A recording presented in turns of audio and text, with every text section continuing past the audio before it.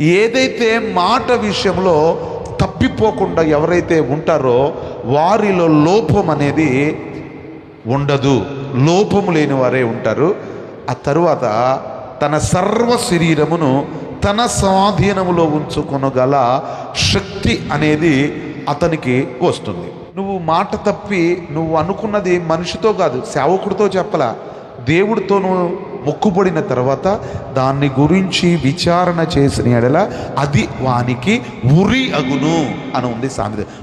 ఉరి అంటే ఉరి పెట్టుకుంటే, ఫ్యాన్కి ఉరి పెట్టుకుంటుంటే ఊపిరి ఆడకపోతే ఎలాగా ఇబ్బంది పడతాం, ఊపిరి అందకపోతే కాళ్ళు చేతులు కొట్టుకులాడుతూ ఉంటుంది, అల్లాడిపోతూ ఉంటుంది బాడీ.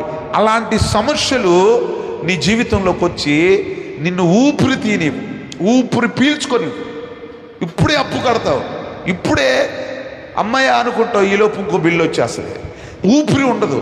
దేవుడితో నీవు పరిచర్య చేయాలని నువ్వు ఒక మొక్కుబడి చేసుకుంటే, దేవునికి నీవు ఇవ్వాలని ఒక తీర్మానం చేసుకుంటే, దేవుని కొరకు బ్రతకాలి నా కుమారుడని నువ్వు అతని విషయమే నువ్వు మొక్కుబడి చేసుకుంటే, దానిని నెరవేర్చుకోకుండా, దానిని ఇవ్వకుండా, దానిని నీవు